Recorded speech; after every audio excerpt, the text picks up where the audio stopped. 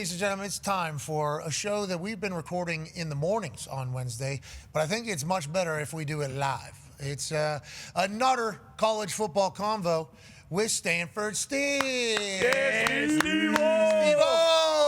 Good to see you, Steve. A man who has more miles logged in a football season than anybody else. Obviously, we see you working and grinding everywhere. We appreciate you at Game Day a lot. You obviously bring incredible knowledge and vibes, not only set, but the production room and SVP and everything else you have going on podcast-wise. We appreciate you making time for us every Wednesday. But we think it was a necessity. Don't we think that, Tone? We thought it was a necessity to have at least one weekly college football pit stop, and no better person than Stanford Steve, Tone. Yeah, college football delivers for us, so we have to deliver for college football and highlight, some of the best games of the weekend. Stanford Steve, week 7, we're heading to Oregon, brother. And if I had to describe Oregon in one particular word, I say far.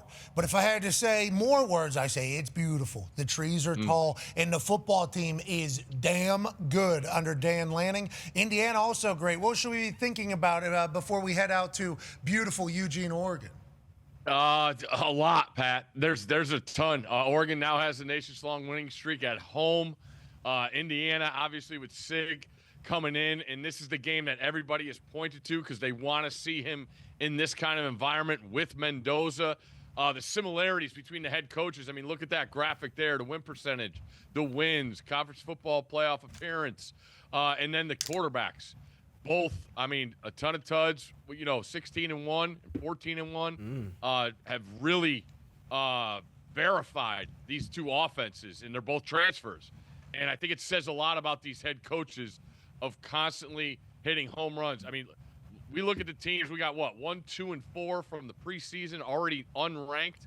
And then you got two guys that have hit home runs at the portal at the most important position on the field, and that is quarterback. Mendoza's been sensational coming in from Cal, and Dante Moore, another former Pac-12 school, UCLA, coming in Oregon. The idea here is that Indiana's better than they were last year. Is it good enough to go on and win a game against a top-5 opponent? That's the question that remains to be seen. Last year, we waited all year for them to go to Columbus, got their doors blown off. Got into the playoff, went on the road, got their doors blown off. The biggest question to me is how this is going to be different. I look towards the Indiana defense. I believe they're better. They have pros at each level. And Kamara on the defensive line, Fisher at linebacker, and Pons the corner. Sounds like he's going to play. He missed the Iowa game. So is Indiana ready to take that next step? It's a big challenge in Eugene. You talked about the continuity on the defensive side. All 3 levels there. You talked about the D lineman and Kamara, the linebacker and Fisher, I believe, and then the DB in Pons. They were all Big Ten last year. They all returned. The defensive coordinator, what's his name, Tone? His name is, I just had it here, Bryant Haynes. Haynes, he's been with Cignetti for 11 years now. So you're talking about a lot of continuity on the defensive side. I assume they think they've gotten better there. And then you talk about Mendoza. This guy's in the Heisman conversation, maybe #1 overall pick conversation with this Indiana team, and Cignetti seemingly has a winner. Tone, what did he miss there? What are some nuggets that we need to also think about that maybe Steve didn't hit on as we head out to beautiful Oregon for College Game Day? Guest picker TBD, I believe. Oh, wow. TBD. You guys talked about them being, both of them being top 5 in the Heisman conversation. These two are #1 and #2 in the odds to go #1 and #2 in the NFL draft next season. So it's not like you have guys who are great Saturday players and great Saturday quarterbacks, and I'm just going to throw out like Diego Pavia. He is an incredible college football quarterback. Is he going to be in the NFL? Probably. Is he going to be an NFL starter? Probably not. But like these guys, you don't know Diego Pavia. I know. I'm just saying there's great Saturday players, but then there's great Saturday players and great Sunday players, and these two are projected to be the top 2 as of right now. That can change, obviously. We got a lot of time left there.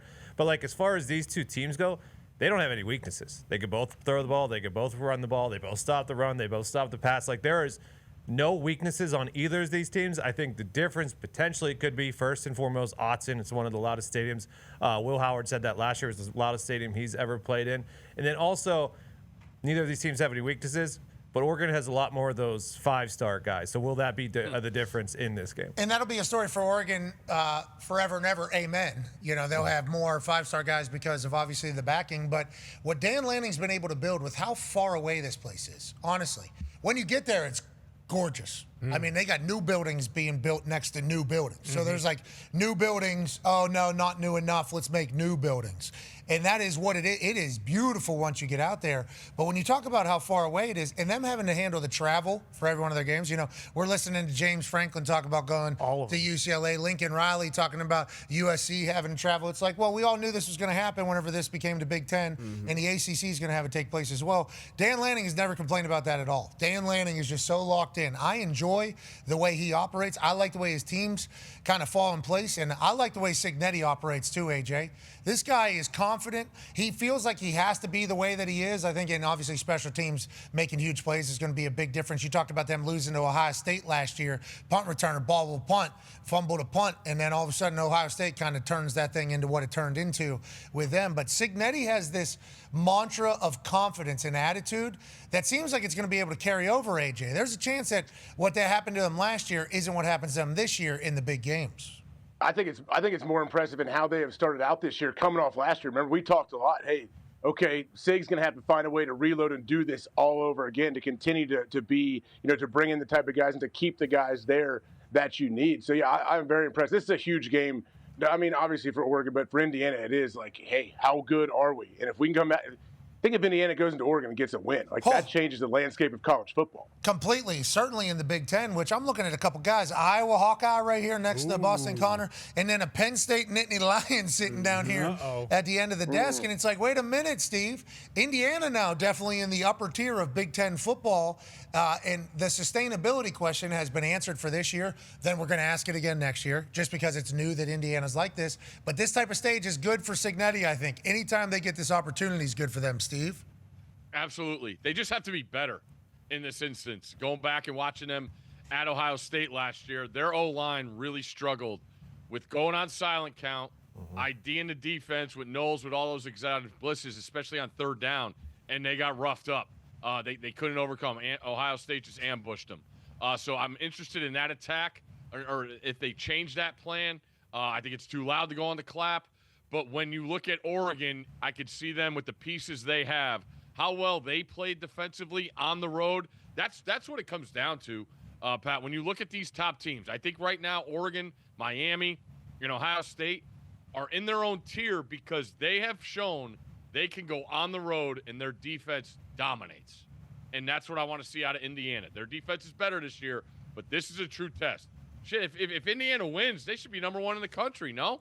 Certainly, and you've said that about 3 teams now, and that's because we're so early in the season, but it feels like we've already known about who's who. Nick Roadcap is reporting that Cignetti says, we have a veteran team, and the players have been around the block. They've been in games like this before. Boom. Sig said, we've been there, we've done that. Okay, we got guys that have experienced this before. And our quarterback, he was in a couple big ones last year for Cal, so he understands the moment as well.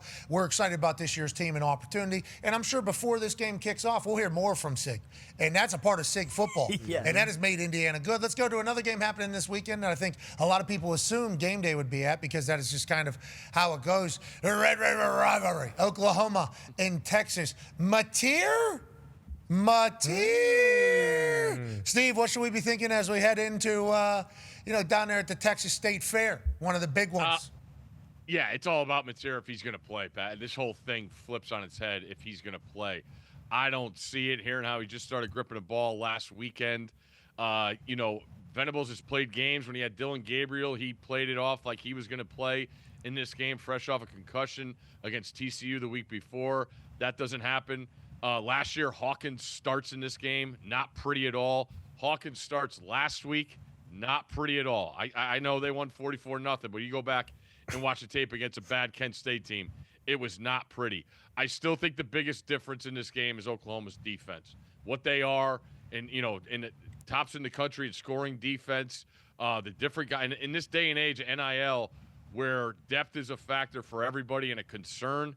Oklahoma's got plenty of guys on the D-line, and that's what you want in this kind of games. Everybody's going to talk about Arch and that, his struggles, and I get it, 5 picks on the year, but that Sark offense, you got to be able to run the football. They can't run block or pass block. Florida ate him alive, and, and then it gets into his head, because then in 2 interceptions, there's nobody pressuring him. So you can tell he's starting to get the happy feet. To me, it's can Texas score on this Oklahoma defense. I trust Oklahoma more, but it's a rivalry game. The unranked team, when they're playing a top 5 team in this series, has had a ton of success. Unranked. But it's up in the air right there. It's there for the taking. They blow. If Texas puts it together, but I haven't seen it yet, and I trust Oklahoma more. That game against Florida was ugly. And if Mateer's playing, this guy is actual Superman. Go ahead, D. Yeah, I know we got a lot of season left. Is there a contingency plan for Texas at quarterback if Arch continues to stink? Whoa. And then on the other side, we thought this Texas defense would be dominant as well. DJ Lagway finally had his best game of the season. What's going on with that side of the ball on Texas as well? Yeah, Florida's offensive line dominated from the start, D. But they've really had a good attack. Running those zone schemes. I think Ball's a stud as a running back, and Lagway getting Wilson back or starting his first game. I mean, that dude 6'3", 215 as a true freshman. That's a stud. I mean, catching the ball, carrying guys. That was the biggest difference in me. It was Texas that they hadn't seen it from Florida, and credit to Florida. I mean, you can't put them away. But as far as Arch goes, I believe there's way more concerns on that offense than the quarterback position. And I get it.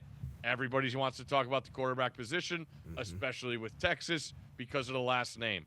But again, that offensive line has to tighten up. I don't care who's you put another quarterback back there, they're only going to go backwards because they don't have a chance to succeed. Tighten up the defense and get that offensive line going. Hopefully Baxter's back to run the football. He's an All-American when he's healthy. And the receivers got to separate better. They just haven't had it. I mean, we see how well Golden has done at the NFL level, and he was in this wide receiver group last year. But he's gone, and these guys haven't stepped up. So I don't think there is there's guys obviously on the depth chart, but I think they got to tighten up everything else before they look at quarterback. Go ahead, Tom. Yeah, Mateer obviously is huge because it is a huge drop-off to Hawkins. But Steve talked about the Oklahoma defense. If it wasn't for Ohio State, this would probably be the best defense in the country, okay?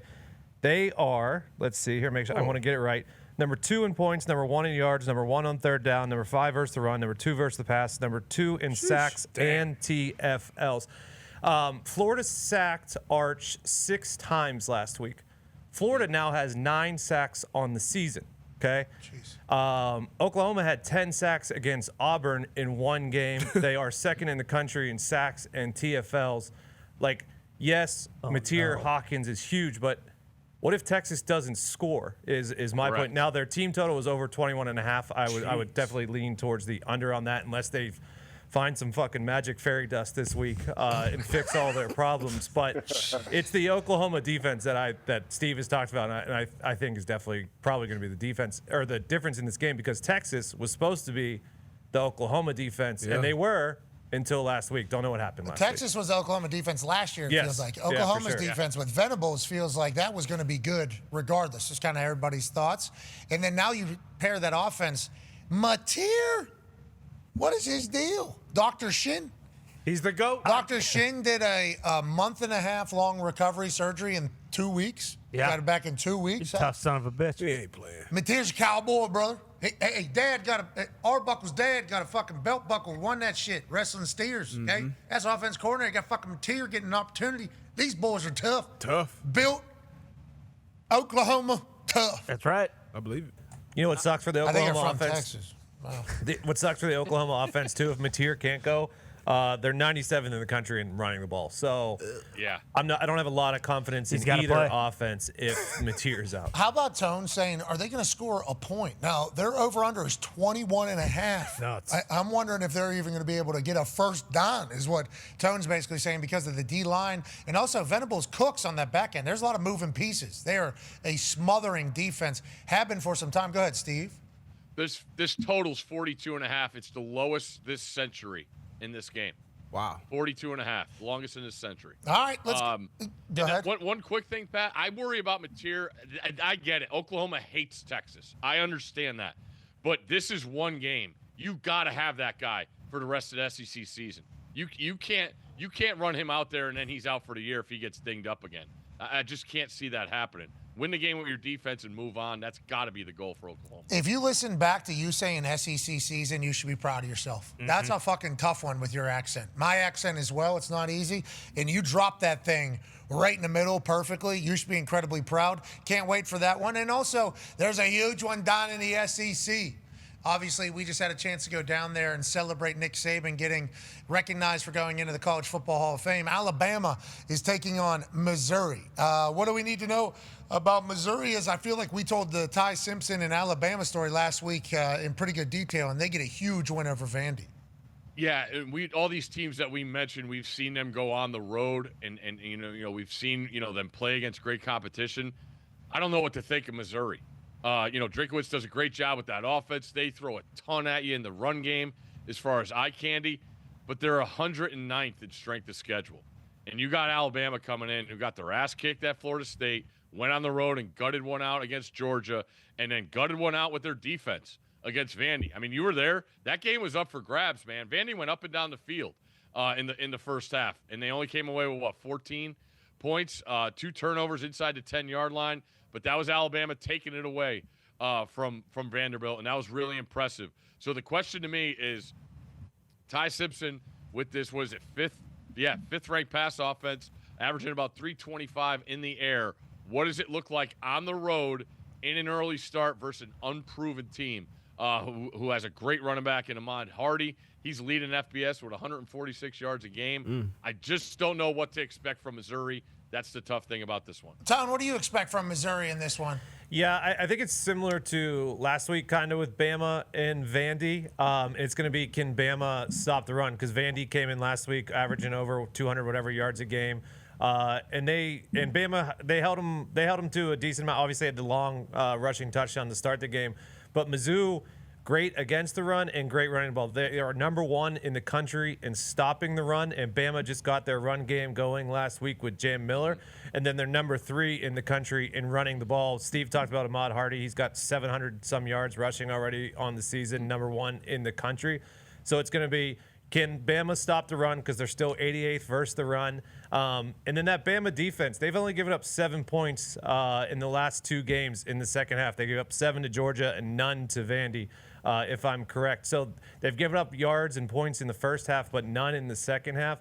But Ty Simpson is I think, the best player, or the best quarterback. Pribula has been good out of the transfer out of Penn State, running and throwing, but Ty Simpson's been incredible. So can Mizzou stop the Alabama pass game? Ty Simpson was fun to watch live. He's a leader out there. He's got good energy. He's got good juice. They got athletes all over the place. And shout out to Kalen DeBoer sitting in the pocket, taking all the heat that he took, certainly after the loss to Florida State. And now they look like they're ready to go on a run. That's Isaiah Horton right there, I believe. He is just eye test. Walk by you. Holy shit. I mean, is that tight end? No, it's a wide receiver. He puts on 10 pounds. He could be tight end. He could be, he is. Everybody looks the part, obviously. It's like Bama. It's Alabama, yeah. And they're playing like it, too. Good for them. Hey, a couple other stories around college football that the boys want to ask you about, Stanford Steve. Let's start with a member of the Penn State. We are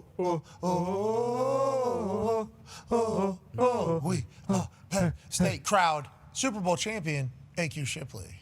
Yeah, Steve, you just mentioned Bo down in Missouri, and obviously hindsight's 2020, and maybe they should have kept him based on how Drew Allers looked. But is there any noise right now with Ethan Grunkmeyer maybe stepping in for Drew Aller? Because they're getting ready to play a Northwestern team that beat UCLA. UCLA beat Penn State. They're blaming it on the travel, yet Dan Lanning traveled and won. So, just wondering, just curious about that. Hey, Q's got questions about Penn State right now. Okay.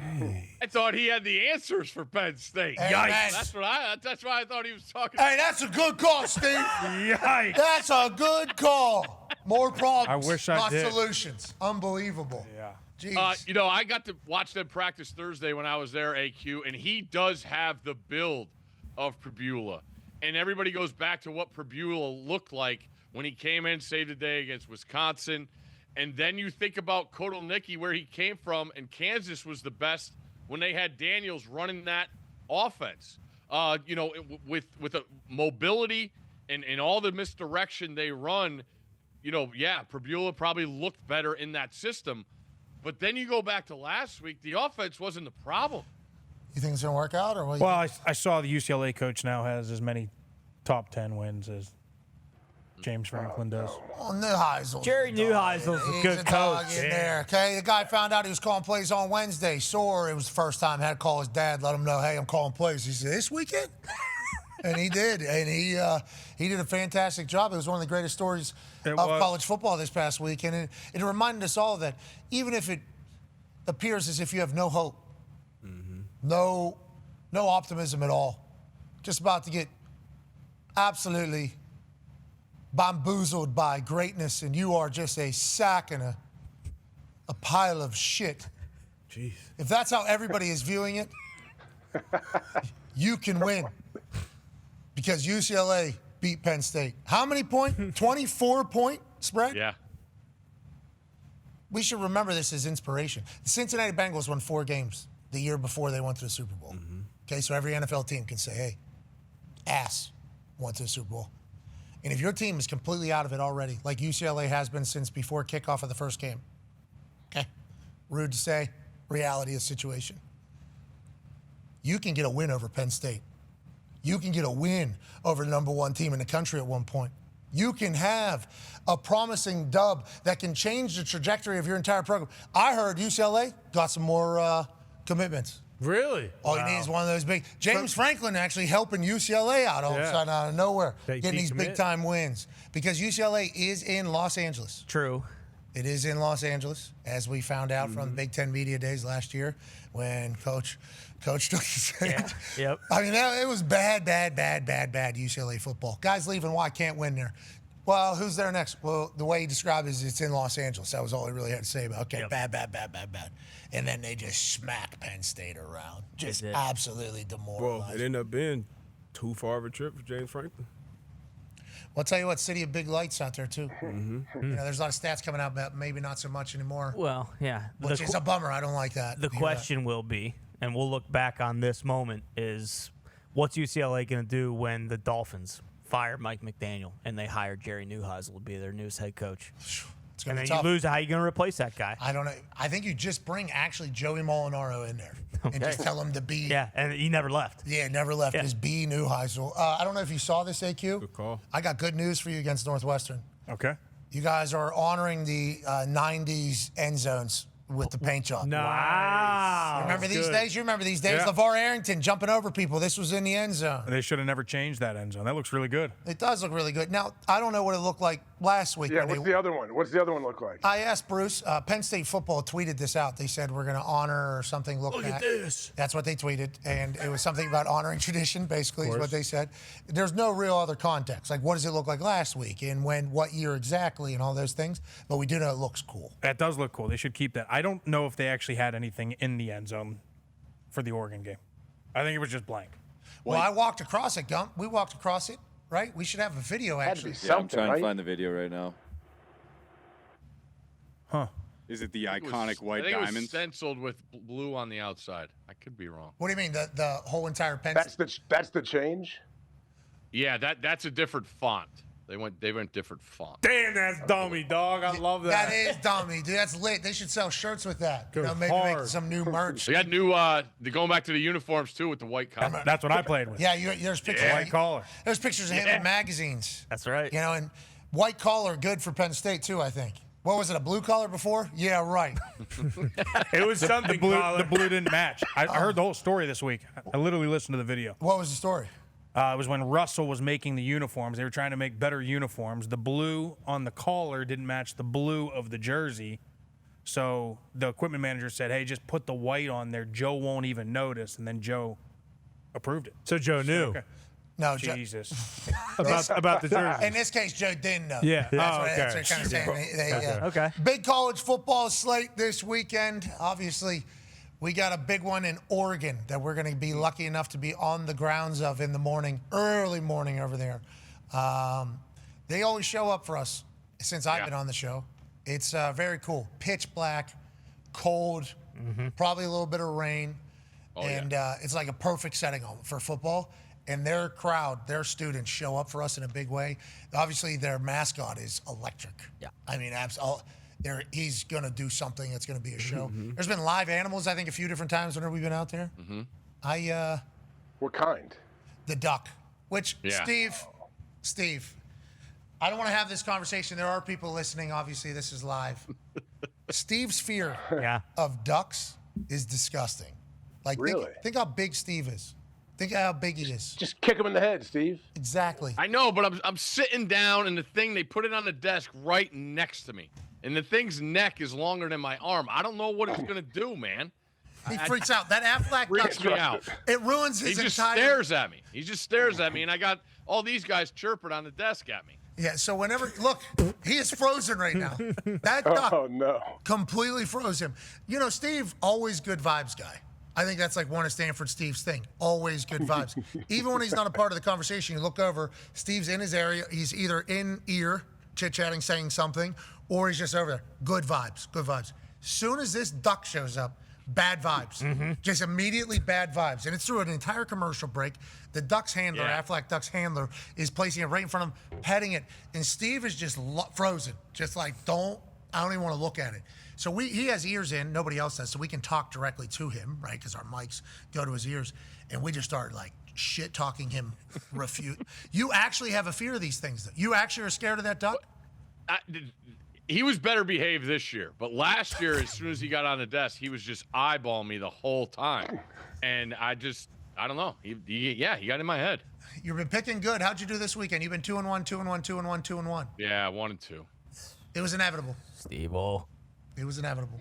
How'd Theo do? How'd Theo's picks do? Do we see? 5-3, I think. Not terrible. I guess pickers have been awful. Whoa. They don't have any spread. Like, it's bad. Like, the best, I think, 6-3 is the leader. Yeah, but this has been a tough year. You've been doing well. It's been a tough year. I'm just saying. You've been good when you go on the island. Pat Island. Come on, brother. I was looking for that, too. Everybody heard me in production meeting. Hey, is there any picks where everybody's on the same page, please? I'm looking to go the other way. Yeah, we got one here, blah, blah, blah, and then somebody took it. I'm like, all right, sweet. But I'm certainly looking for those. Oh, yeah. Especially with the way these sports books have been winning, brother. Not just in college. In the NFL, they've been really winning. They've been kicking the shit out of all of us. That's why we'll continue to listen to you. We appreciate the hell out of you, brother. Can't wait to see you in Oregon. Appreciate you guys. Hey, how would you describe Oregon? Green. I'll see you over there. Ladies and gentlemen, Stanford Steve. You want this, you got that. No way.